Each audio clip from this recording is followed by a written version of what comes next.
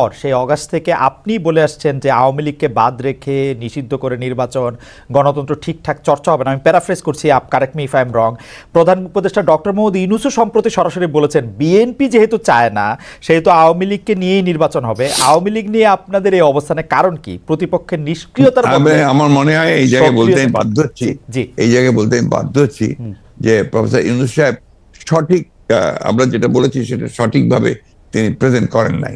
কারণ আমরা চাই, এ কথা আমরা কোথাও বলিনি।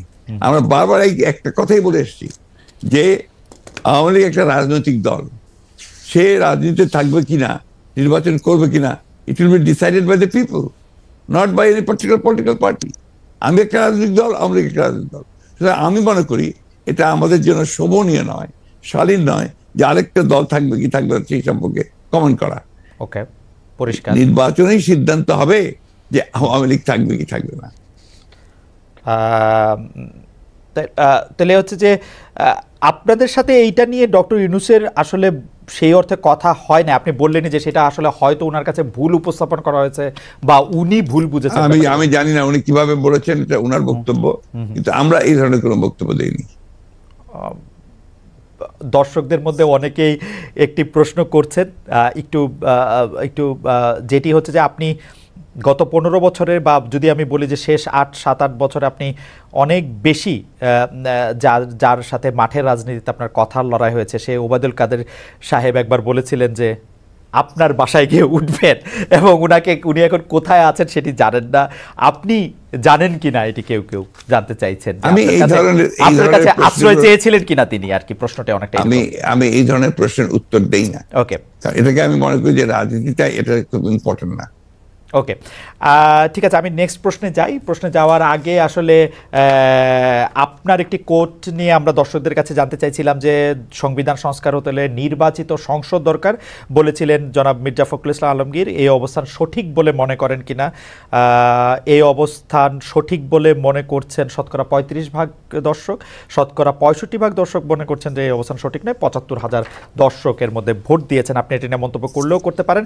অনেকেই মনে করছেন যে আগে সংস্কার হওয়া উচিত, পরে নির্বাচন হওয়া উচিত। এই ব্যাপারটিতে কি আপনার কাছে মনে হয় যে এটিতে আসলে কোন একটা রেফারেন্ডাম দেওয়া উচিত, বা এটি আসলে? দেখুন, রেফারেন্ডাম দিলেও তো আপনার কনস্টিটিউশন অ্যাসেম্বলি লাগবে। রেফারেন্ডাম দিবে কে?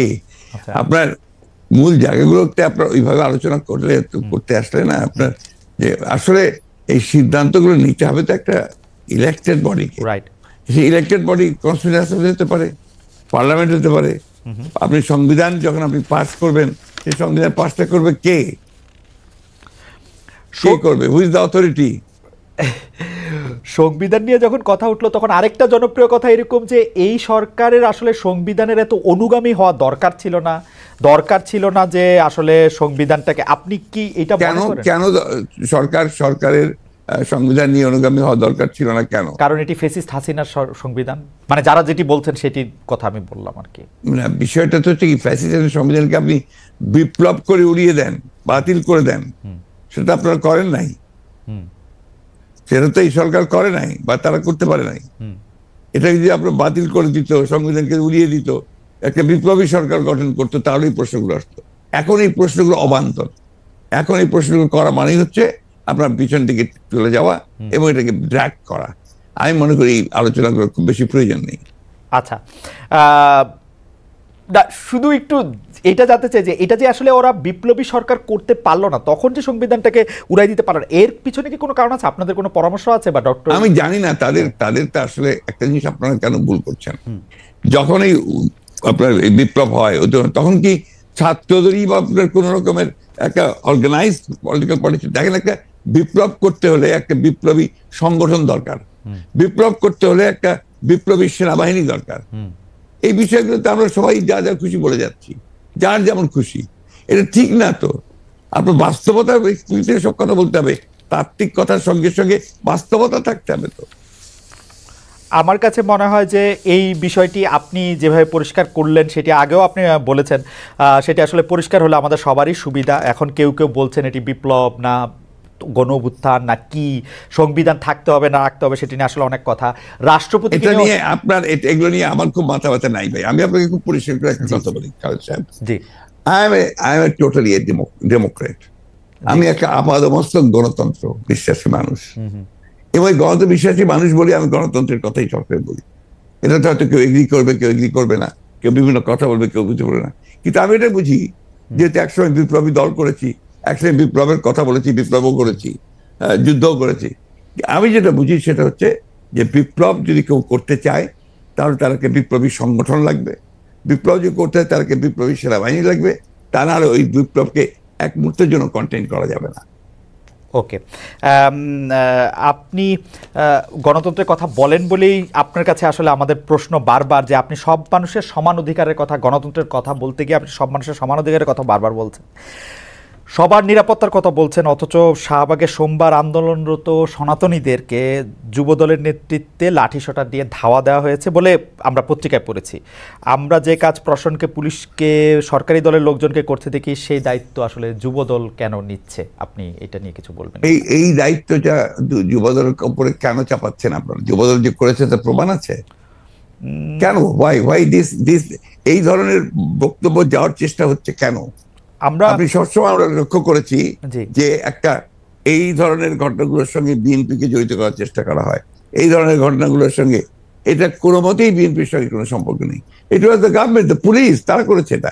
আর সেই সঙ্গে আপনার সেই যারা আপনার হয়তো সেখানে ছিল তারা করেছে, যুবদলের কেউ এটার সঙ্গে জড়িত ছিল না।